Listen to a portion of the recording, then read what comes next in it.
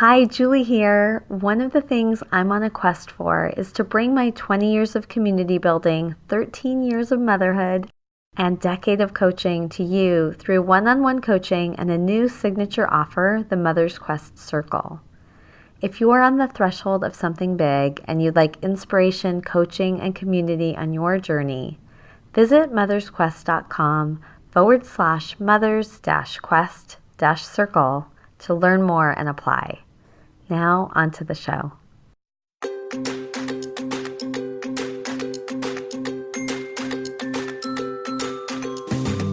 Hi, and welcome to Mother's Quest, a podcast for moms like me ready to live our own truly epic life. I'm Julie Neal, a life and leadership coach, community builder, writer, and mom to two high-energy boys who challenge me to grow into my best self. I'll be right there. Where was I?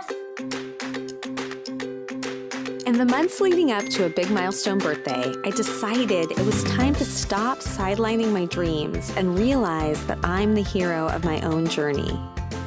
I knew I didn't want to do it alone, so I created this podcast to learn from other moms on their own quest, so their words of wisdom and lessons learned could help light the way for mine. I created this podcast for myself. Come along with me, and you'll find some treasures of your own.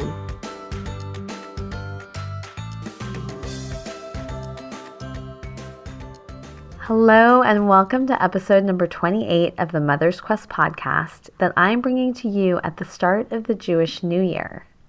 The holiday kicks off a 10-day period known as the Days of Awe, between Rosh Hashanah and Yom Kippur, the Day of Atonement. This time of year, regardless of your religious faith, is a season of reflection and renewal, as our children get settled into a new school year and the leaves begin to change color. I wanted to take advantage of this time to turn inward and create an opportunity for change, not only for myself, but also for members of the Mother's Quest community. I decided to reach out to mindful mother Edie Raphael Brotman, author of the book Mussar Yoga, to learn from her how she approaches self-improvement through blending the ancient Jewish practice of Mussar and the ancient Eastern practice of yoga. Edie's book was a trusted resource in a Mussar class I took a few years ago. I was enthralled by the process and know that the experience planted seeds for Mother's Quest. So when I reached out to Edie to see if she'd share her approach on the podcast and then lead a 5-day challenge in the Facebook group, and she said yes, I was thrilled. Edie is a workplace consultant and coach for a business consulting firm called Rewiring that leverages emotional intelligence, mindfulness, and communication. She has her PhD in sociology and was an adjunct professor at UVA, Case Western Reserve University, and Towson University. She's also a highly trained yoga instructor, was named one of Baltimore's favorite yoga teachers in Baltimore Magazine's Best of Baltimore, and co-founded Off the Grid yoga and camping retreats. Before I share more about my conversation with Edie, I want to introduce Mara Burns-Langer with this week's dedication. Thank you, Julie, for letting me dedicate this episode of the Mother's Quest podcast. Julie and I met through a Mussar class we took together a couple of years ago. It's through the Mussar class that I learned the traits of a commitment to self-improvement and a commitment to courage. I want to dedicate this episode to my girlfriend, Tracy Stetner. Tracy exhibits both of these, courage and a commitment to self-improvement. She's continually looking for ways to improve her knowledge and her parenting skills to make life a better place for her 2 sons and her family. She's gone so far as to take a year abroad in London to live the life of an Englander and to face the world from another perspective. I'd also like to take this opportunity to dedicate this podcast to my own mother, Joan Accarino. She walks the talk and is always looking for ways to make life a better place. Thank you, Mara, for that lovely dedication for your friend and your mother, who both exemplify character traits that we explore in Mussar practice. These character traits, known in Hebrew as midot, are the centerpiece of Mussar practice. Edie and I explore her epic life story, how she came to mindfulness and Mussar, and how reflecting on midot in her life has enriched her and her relationships. Edie also shares how her mother influenced her independence, and how her untimely death jump-started Edie's journey to find Mussar Yoga as a bridge to connect Jewish spirituality and her love for physical activity. I loved this conversation with Edie, especially the deep dive into the history of Mussar practice, and how she came to this connection between self-improvement, spirituality, and the physical body. I'm so excited to continue the exploration of all these things, and hope you'll decide to come along too, as we challenge ourselves together during this season of reflection and renewal. I'm Julie Neal, and this is Mother's Quest. So Edie, welcome to the Mother's Quest podcast. It's such an honor, and I'm just so excited to have you here today. I'm really excited to be here too. Thank you for inviting me. I like to share a little of the backstory for how different guests come on the podcast. So this is an exciting one for me. A couple of years ago, I wanted to be more mindful getting ready for the Jewish holidays. So Rosh Hashanah and Yom Kippur, which always happened at the beginning of the school year. And my temple was offering a special learning experience for a practice called Mussar, which I had never heard of before.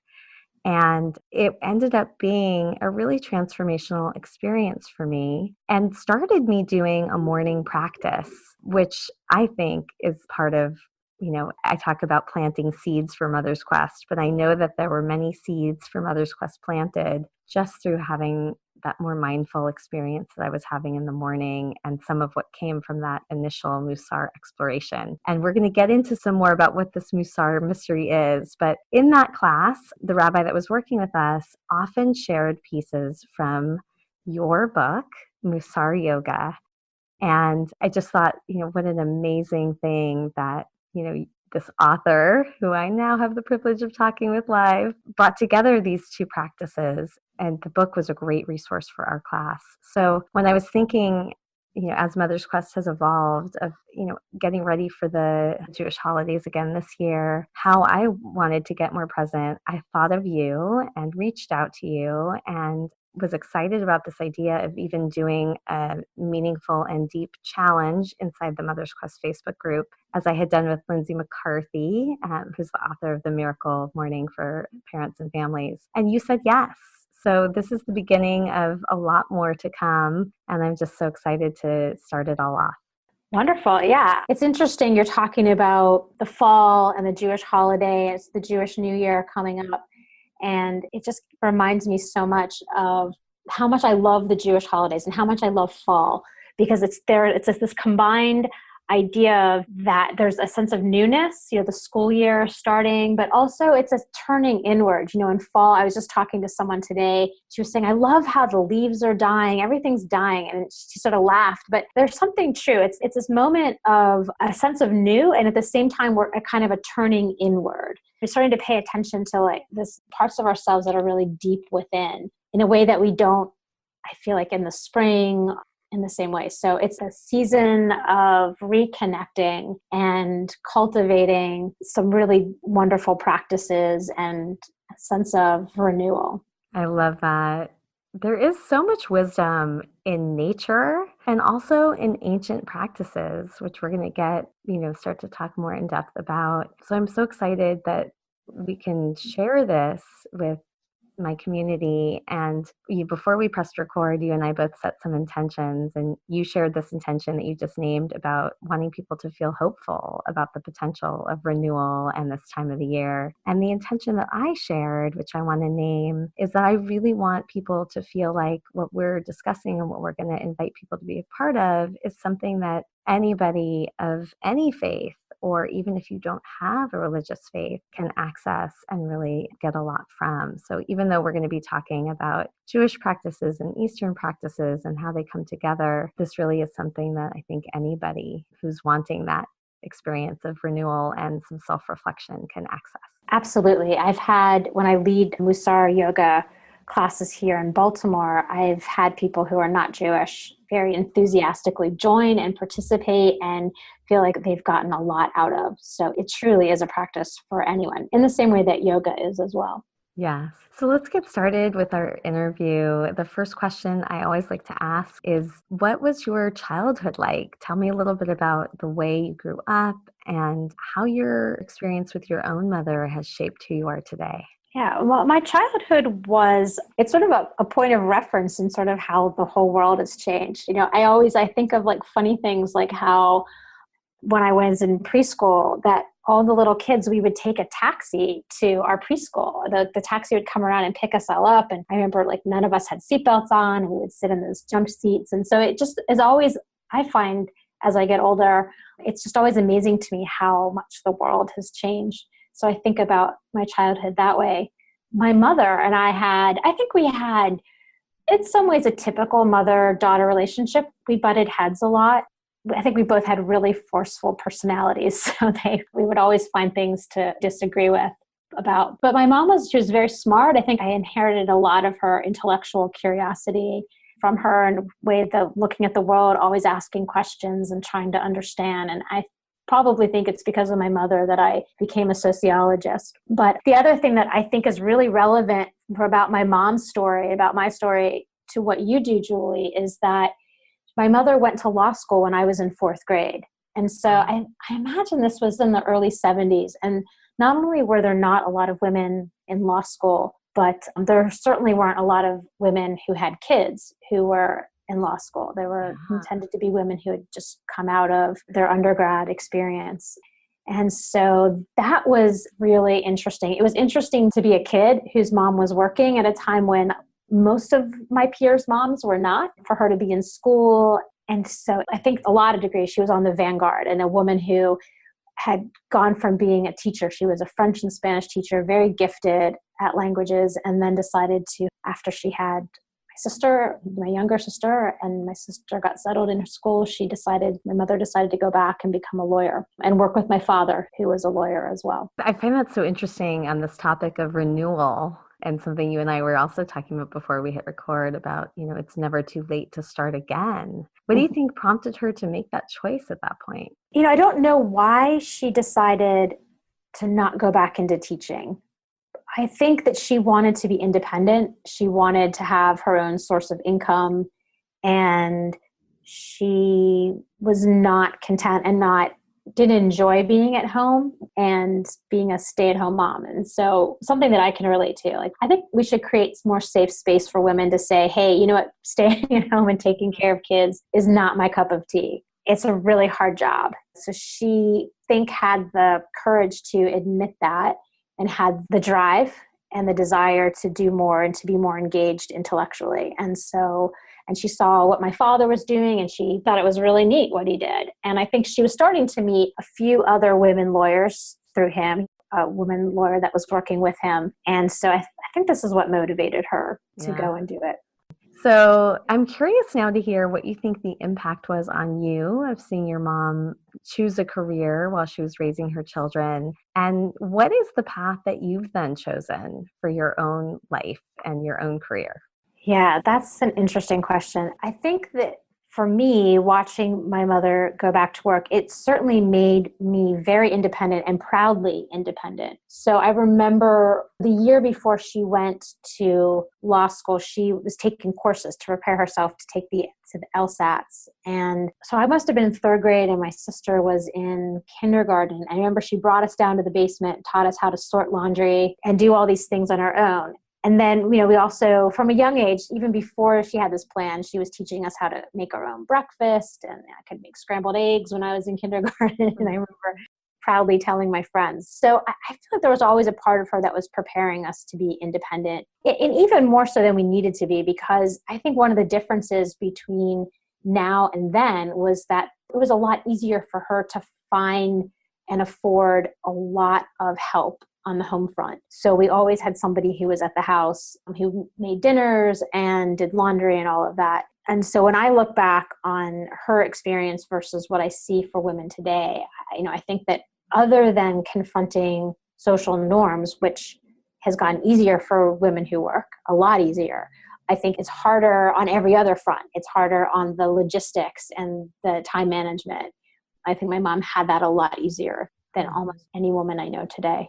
And so what are you on a quest for today, these days, and in this coming together of your passions and purpose in the world, but also your motherhood? Well, my kids are older now, and I think unlike my mom, I was a little bit more patient and waiting for the right moment for my kids to hop into the work world. My kids are a little bit older now. My son is just graduated from high school and my daughter is in 10th grade. So they're able to be more independent. And so that's helpful. And I think that that was important to me, to be around a little bit more than she was, not to criticize her because I feel like we did fine. I just personally wanted to be there, to be available to them more than she was. And I feel like I had to be. My husband had a schedule that was not, he was a doctor and worked at a hospital and had zero flexibility. And so I felt like I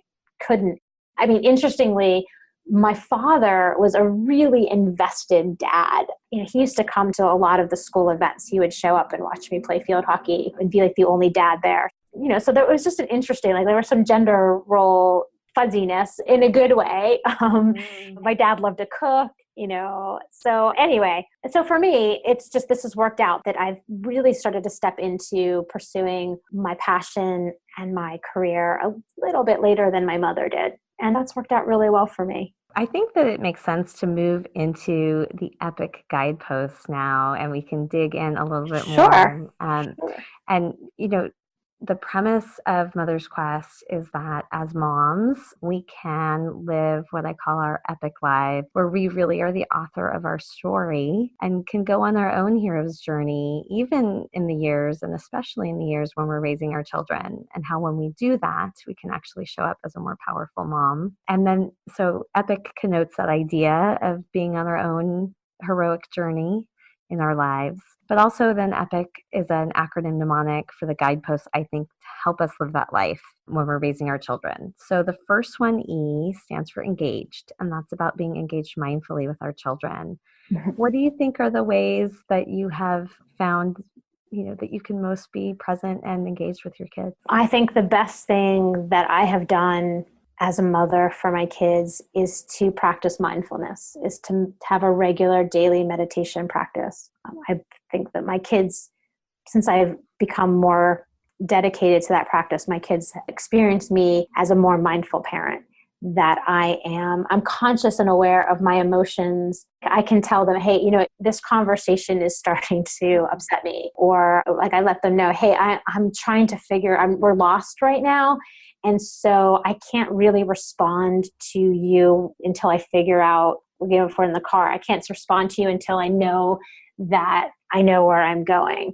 Rather than my frustration, I used to get more frustrated. Like I wanted to listen. I wanted to be that parent who would, you know, listen and I'm totally available and I'm going to be here for you. But then confront the reality of like, I started to panic because I'm getting lost and we're running late. That I'm just so much more mindful and more peaceful. So I can feel the emotions as they begin to arise and then let my kids know, okay, this is what I'm feeling right now. And that's been really helpful for them because then they mimic that and they say, oh, I'm starting to get upset. And so we just become like really mindful together and might really get sharing what our feelings are and before we lose our cool or before we get upset.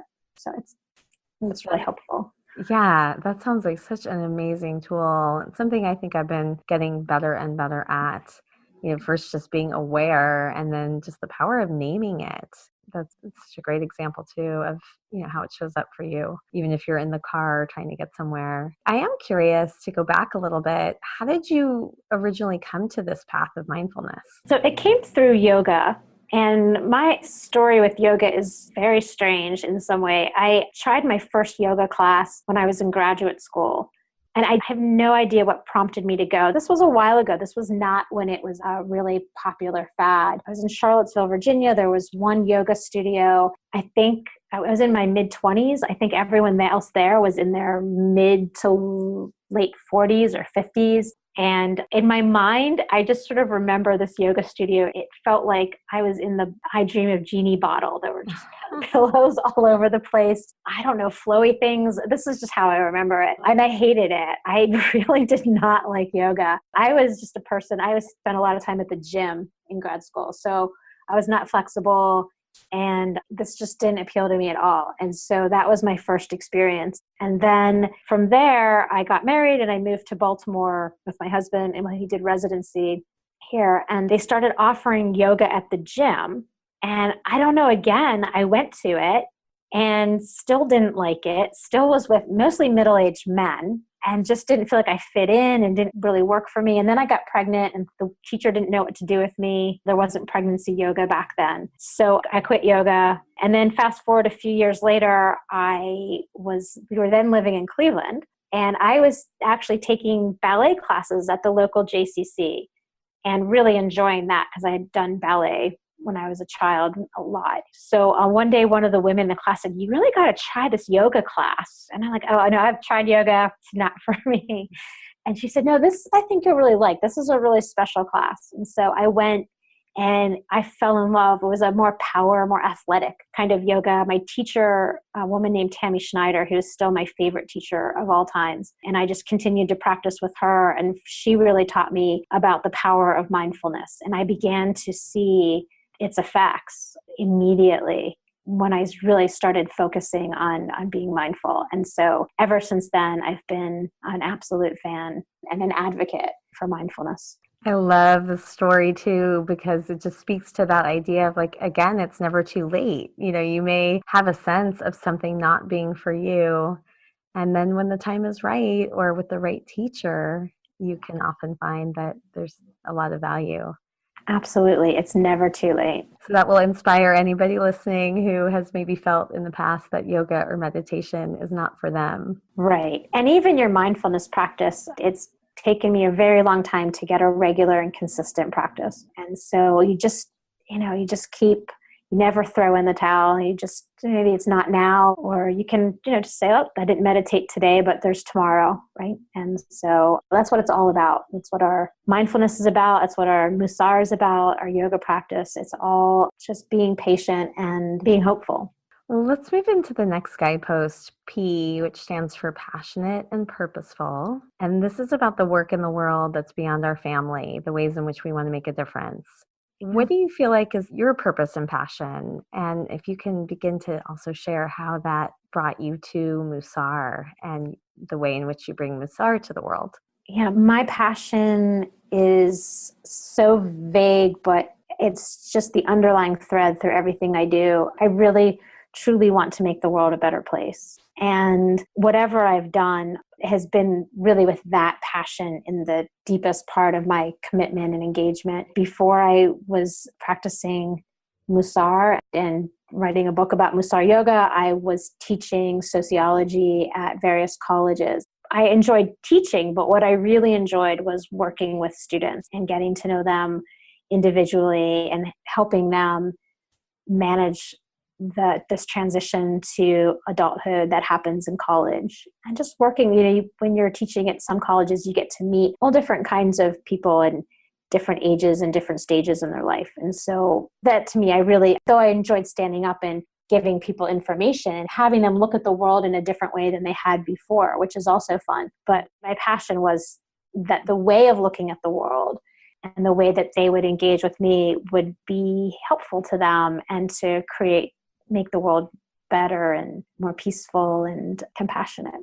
And so then how did you come to Mussar and the creation of blending Mussar and yoga? Yeah, so that's sort of a longer story, but I'm happy to share kind of the highlights of it. I had been looking for a long time, a very long time, to have a more meaningful Jewish experience. I think that like a lot of us, we are Jewish because our parents were Jewish and we went to religious school. We had a Passover Seder. We celebrated Hanukkah, but I wasn't entirely sure, speaking for myself, about what was I really supposed to get out of this. And there were two things that happened simultaneously. One was that my mother actually died. She died when she was just about to turn 52. And so there's a whole nother story there because I will be turning 52 at the end of this year, and our birthdays were a week apart. So it's a really interesting, it's a time where I just am cultivating a lot of gratitude and sort of thinking about, how precious life is. But so my mother died. So that kind of launched me on, I think I was just turned 23, and she died in between my birthday and hers. So I just turned 23. She was about to turn 52. And so it's just sent me on a real journey, a very spiritual journey to try and kind of pick up the pieces. And I was trying to kind of figure what's the meaning, like what's the point of being Jewish? And I'd always been really physically active. And so the two of them were like completely separate tracks. Like there was the spiritual side of me and there was this like really physically active side. And I didn't even think about connecting them until it was years and years later when I was living in Cleveland and I was practicing yoga regularly. And I really started to understand the spirituality of yoga and really began to feel very deep understanding of the connection between the physical body and the spiritual body. Right? They're not two separate things. And once I began to understand that connection, I wanted to find some way of connecting my Jewish spirituality with my physical body, my yoga practice. And so that took me a really long time. It wasn't until many years later, about 7 years later, that I happened upon Mussar and thought, okay, this is how you do it. This is how you build that bridge. And so that's where Mussar Yoga came from. And so I'd love to hear you talk more about, what is Mussar? Mm-hmm. And how are the ways that you, through your book and through your practice, have been able to connect Mussar and yoga? Yeah, so Mussar is, I don't think I would just have described it this way until recently, but it is, in essence, it is a way of rewiring your brain. And it's rewiring your brain so that it's in alignment with very universal ethical precepts. And so it's like talked about, like, this is not, if you look at like what we're doing in Mussar, I mean, you can so find connections with Eastern practices, with Christianity, probably with Islam. They're just universal. And so, we're aligning our brains, aligning in a way so that we're pursuing truth or pursuing humility. We're pursuing equanimity. And so again, these are all things that I think any system of religion, any spiritual religious tradition can nod their head at and go, yeah, that's a good spiritual life.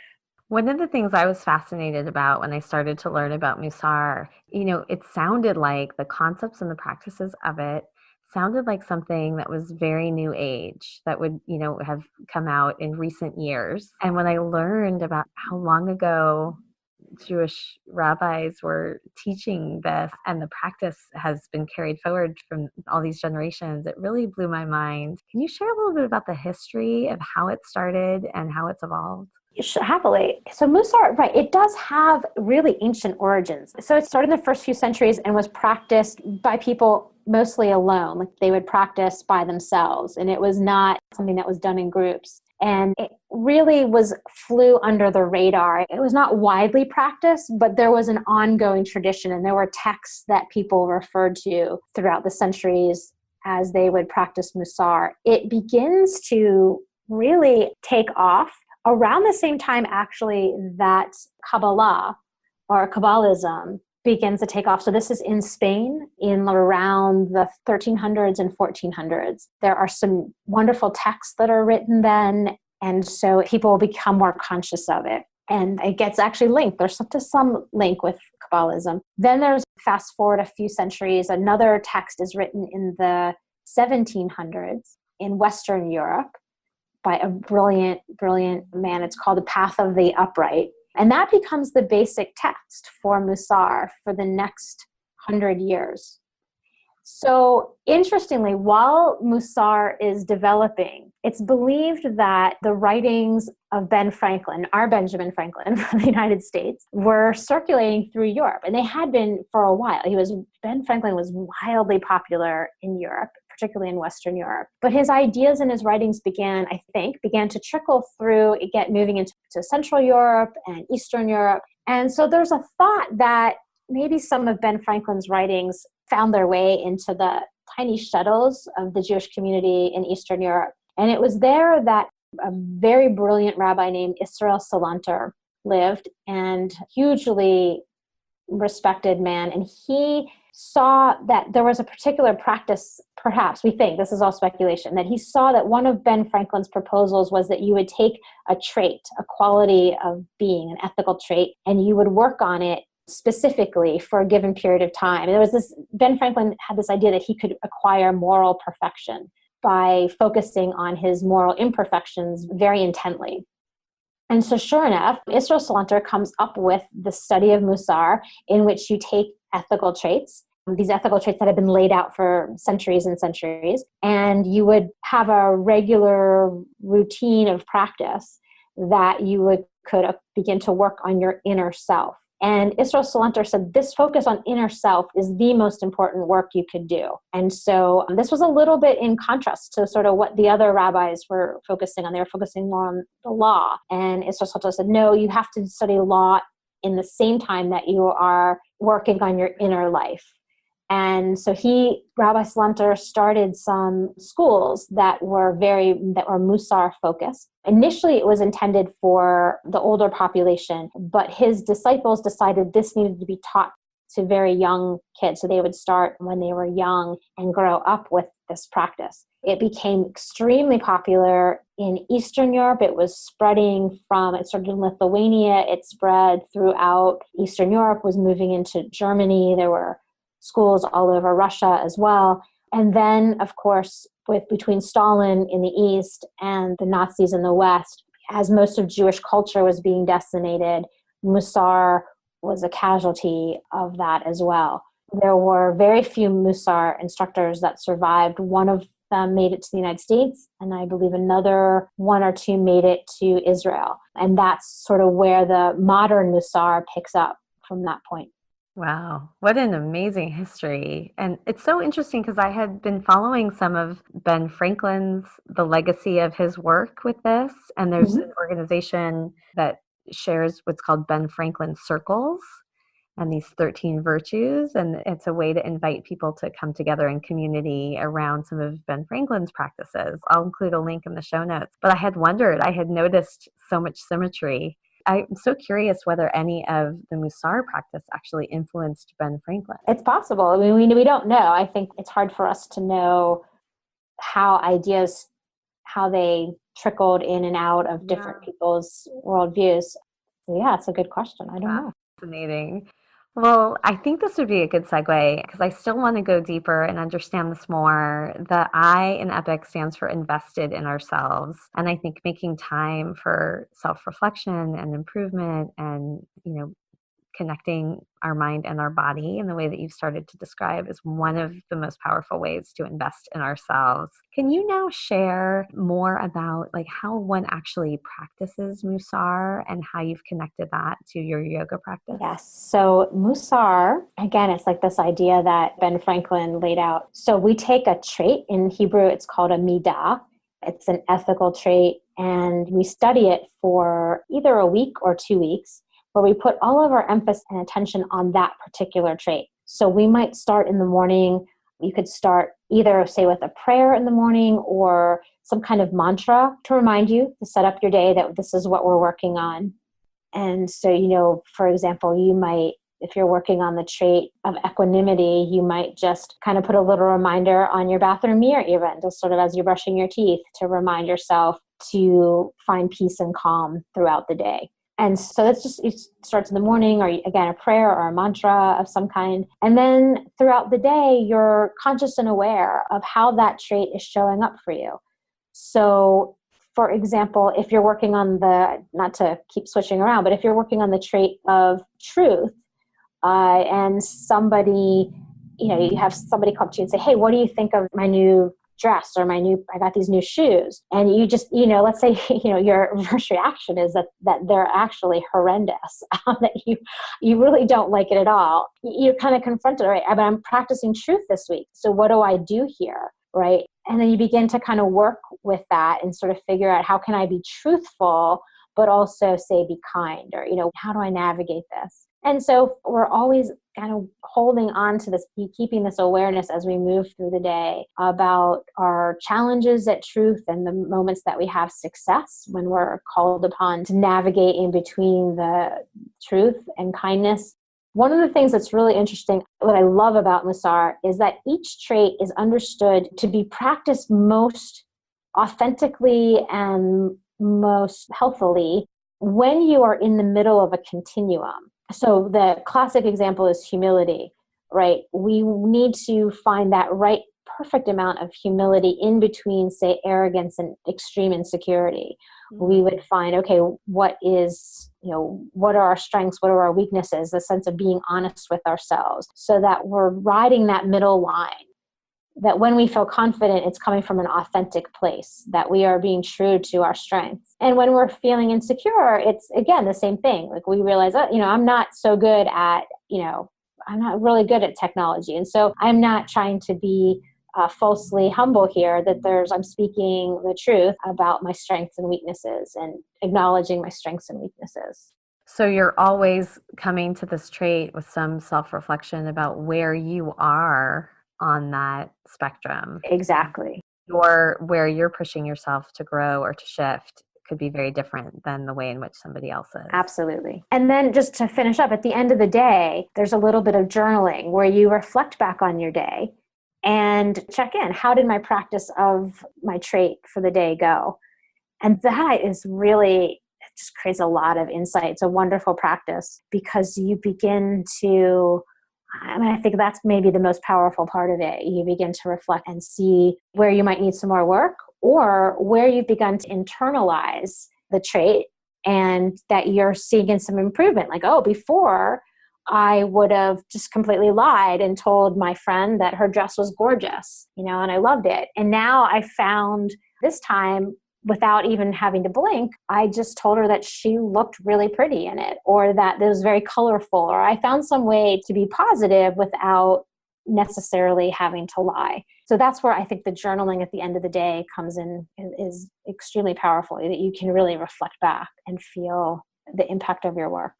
And how do you connect this to yoga and being in your body? So again, the physical body, it gives you immediate feedback. And if you're really listening, you learn so much. You can learn, if you're paying attention, you can notice when you're stressed, when you're clenching muscles. You can notice when you're holding back and not putting in as much effort as you should, or when you're putting in too much effort. You can see, like, when you get physically uncomfortable, if you're paying attention, so you get into a physically uncomfortable place, what happens to you when you get physically uncomfortable?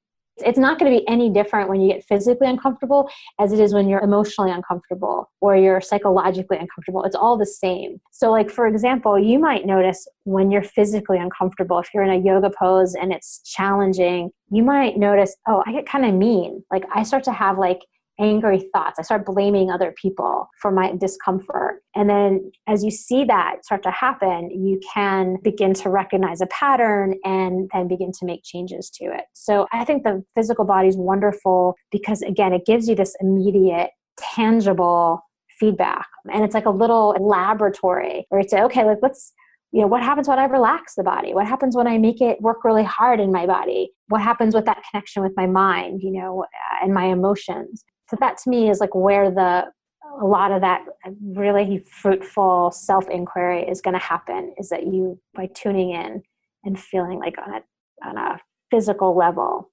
what's going on. And so the way that you ended up approaching this in your book is you have chapters for each of these 13 midot. And for each of them, you've also identified specific yoga poses that you think really connect to that trait. Right. But they're not limited. In any single pose, you can practice any single trait. So I want to make that clear. So I just gave suggestions. This in particular is a good pose to do. It's been helpful for me in working on this trait. And so that's what's in the book. But if you have a regular yoga practice, and you can use if you go to a class, you can use the entire class to say, okay, I'm going to practice humility in class. So what's that going to look like? I'm not going to do any show-offy poses, or I'm going to maybe, maybe I need to try something that I've been afraid to try because I'm afraid if I fall, I'll embarrass myself. Again, you can use any trait in any pose.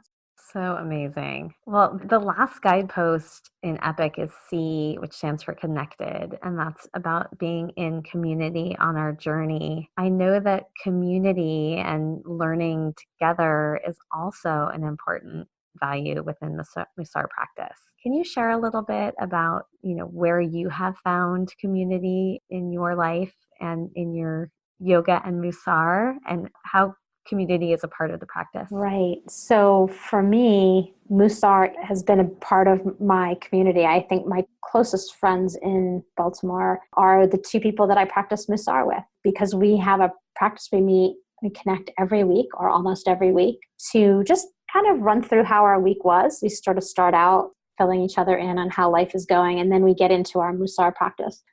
But Mussar is traditionally, it is something that you are supposed to do with others, at least as it's been practiced for the past several hundred years. You hold each other accountable and you support each other, and it's nice to be going through it together, and we can share each other's insights. So I'm hearing honking. Yeah, so outside of my office, to me, it's always a reminder of the importance of like equanimity and compassion and sort of ethical behavior, because people get really frustrated at this intersection right outside my office. So whenever I hear honking, and my office is above the intersection, so it kind of reminds me to sort of stay above the stress, that frustration. So anyway.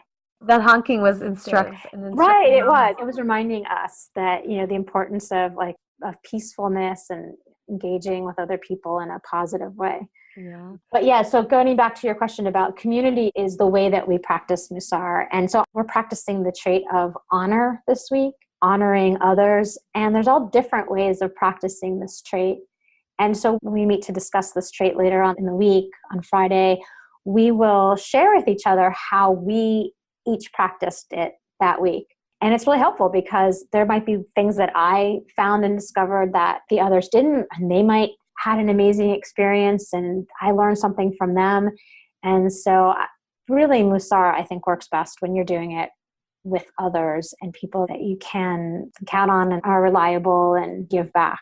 So I think that's incredible that you do that. How many years have you been meeting with your Mussar partners to do this? Our anniversary's coming up. We started it in the fall of 2010. So it's been 7 years. Wow. And do you miss here or there, or do you find ways? Oh, absolutely. I mean, we get busy, people travel, especially in the summer, it gets a little bit lighter. But we're all in town and we can make it. There's a sense of obligation that we prioritize and make that call.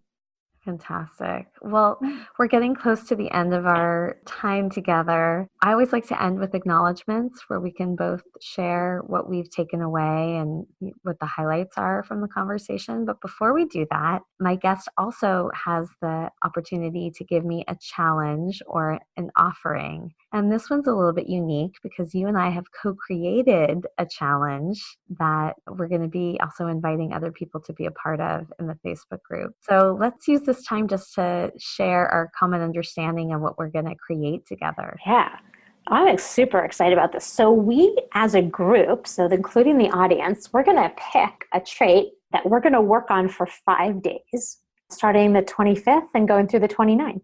Yes. And so it does coincide with the Jewish holidays. So this conversation is going to be released on Rosh Hashanah, which is the Jewish New Year. And the challenge then is going to take us through until just, the last day will be the eve of Yom Kippur. And so in the Jewish tradition, Yom Kippur is the Day of Atonement. So it's a really great time in the Jewish tradition. But then as we were discussing at the beginning, really for anybody at this time of year, when school is beginning, when fall is here, to really bring some focused attention to our own selves and our personal growth. So the way it'll work is, first of all, hopefully you'll hear this conversation and there'll be some links and things you can begin to learn about. Also a link to your book, Edie, that I hope people will want to purchase because I think it'll be a great support. Beginning probably Sunday night in the Mother's Quest private Facebook group, which will include links to join in the show notes. You're going to give the night before of each day of the challenge, you're going to give us a prompt or something to think about or be aware or to practice. And then I'm going to commit to on that day, I'm going to be doing that challenge and sharing my personal reflections. And we'll also open it up to members of the group to share how it's showing up for you and what you're learning and noticing as you're moving through it. And as you mentioned, Edie, just before, we'll offer maybe 4 or 5 different potential traits that can be our focus for that challenge week. And we'll get some input and feedback from the group. We'll do a poll and see which one people are most excited to delve into. And then lastly, I'm also really excited that you are going to be able to join us live in the Facebook group on the Thursday of that challenge. So as we're already, almost will be 4 days into it, we can connect with you and hear from you more and ask you questions and just really be able to engage more fully in the practice together. So exciting. It is. I'm really excited. I've never done anything like this before. And then I do just also want to mention that you and I have decided that we want to partner up in the calendar new year. So in January, which is another time of introspection and new beginnings. And we're going to be planning a virtual workshop. So hopefully, if you can get a taste of this experience in this challenge in the Facebook group, and then we'll have a chance to come together in a really deep and meaningful way in January as well. So I feel like this conversation is really just the beginning of hopefully an ongoing partnership. Yeah, a beginning of lots of beginnings. Yes.